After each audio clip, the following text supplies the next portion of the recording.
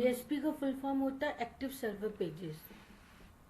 नाम से ही आपके समझ में आ रहा है सर्वर पेजेस होते हैं।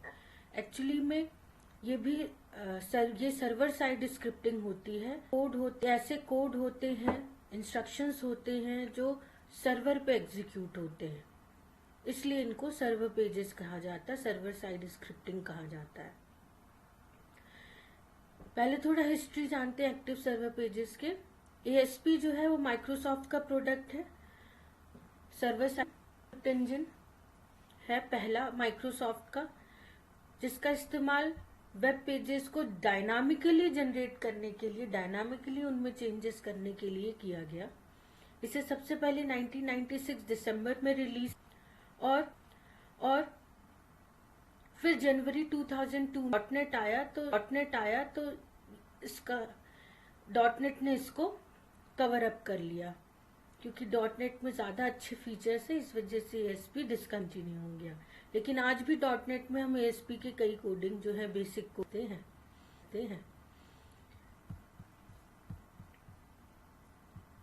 अगर आप देखें एएसपी जो है इसको रन करने के लिए हमें सर्वर की जरूरत पड़ती है, और विंडोज के ऑपरेटिंग सिस्टम्स हैं उनमें ये इनबिल्ट आता है। जो जिसकी हमें जरूरत होती है एएसपी रन करने के लिए, वो सर्वर कहलाता है इंटरनेट इंफॉर्मेशन सर्विसेज। विंडोज का जो NT 4.0 वर्जन है, विंडोज का जो 2000 सर्वर वर्जन है, इनमें ये पहले से आता है। विंडोज के बाकी ऑपरेटिंग सिस्टम्स में भी होता है ये, इन्हें हमें ऑन ऑफ करना पड़ता है जरूरत के अकॉर्डिंग। अगर हमें एएसपी अपने सिस्टम पे विंडोज 7 पे चलाना है तो सर्विसेज ऑन करनी पड़े, और ये कैसे करेंगे ये मैं आपको बताऊंगी। इसके लिए थोड़ी देर में इसमें आप देख सकते हो एएसपी के 3 स्टेबल रिलीजेस बताए गए हैं, 1, 2 और 3, जो 697 और नवंबर 2000 में रिलीज हुआ था। उसके साथ इसका iOS वर्जन भी रिलीज हुआ था। आप देख सकते हो जो पहला एएसपी था उसके साथ iOS 3.0 है, दूसरे के साथ iOS 4.0, iOS 5.0 है। तो बिना iOS के हम एएसपी की कोडिंग नहीं चला सकते, उनमें हम वर्क नहीं कर सकते। तो अब मैं आपको बताऊंगी कि iOS फीचर्स कैसे अपने सिस्टम को इंस्टॉल करना है। इसके लिए सबसे पहले हम जाएंगे कंट्रोल पैनल पे। कंट्रोल पैनल पे आप जाओगे, वहां पे प्रोग्राम्स में यहाँ आपको मिलेगा टर्न विंडोज फीचर्स ऑन और ऑफ। आप इस ऑप्शन पे जब जाओगे तो आपको लिस्ट मिलेगी विंडोज के फीचर्स की। उस लिस्ट में से आपको IIS सर्विसेज को के आगे जो चेक बॉक्स होगा उसको टिक करना है। उसी तरह www सर्विसेज को भी टिक करना है, और साथ ही साथ एप्लीकेशन डेवलपमेंट ऑप्शन को भी टिक करना है। मैं आपको यहाँ दिखा देती हूँ, ये लिखा इंटरनेट इंफॉर्मेशन सर्विसेज, इसे हमें टिक करना है।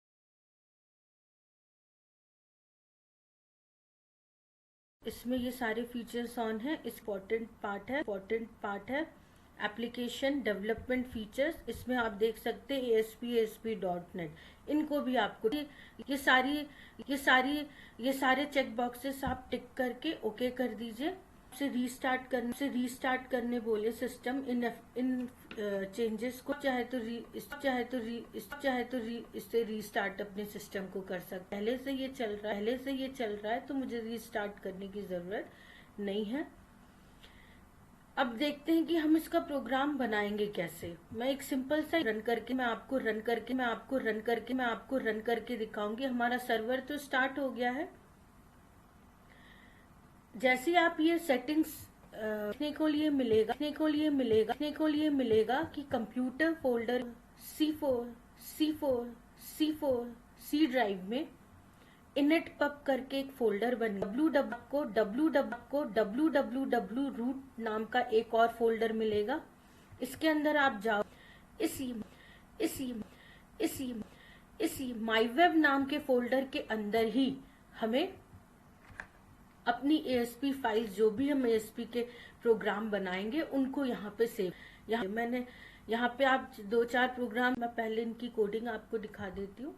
मैं इसे नोटपैड में ओपन करूंगी ताकि आप इसे नोटपैड में ही लिखना है आपको। बस सेव करते वक्त ध्यान रखें आप इसका एक्सटेंशन फाइल नेम .asp दें। TWO2 मैंने नाम रखा, 2.asp, इस नाम से इसको आप सेव करेंगे।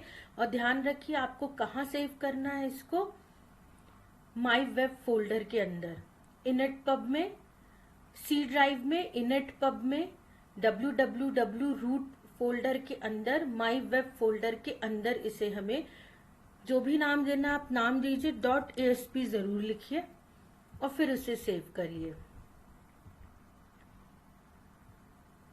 क्योंकि मेरा ऑलरेडी सेव है तो वो रिप्लेसमेंट मांग रहा है, तो मैं दोबारा सेव नहीं कर रही हूँ इसे क्योंकि ऑलरेडी सेव्ड है ये।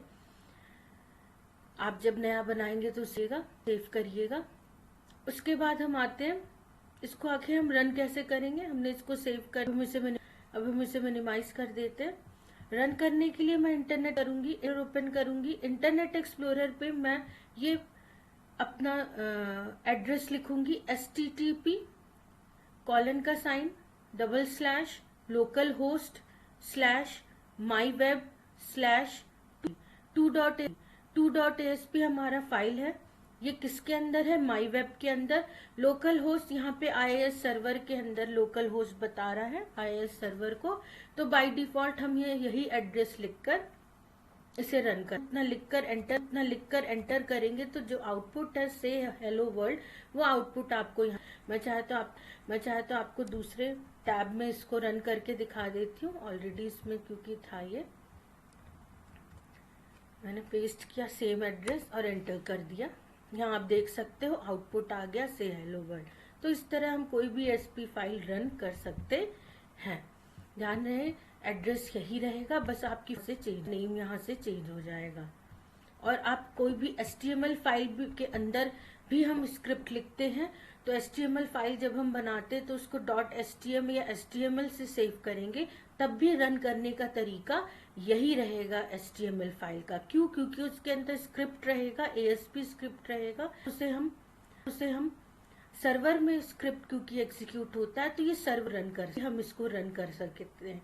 तो ये सर्वर हमारा ऑन करना, सर्वर से रन करना जरूरी है, इसलिए हम यहाँ पे लोकल होस्ट का इस्तेमाल करते हैं। आई होप यहाँ तक समझ में आया होगा। कोई डाउट होगा तो आप मुझसे पूछ लीजिए।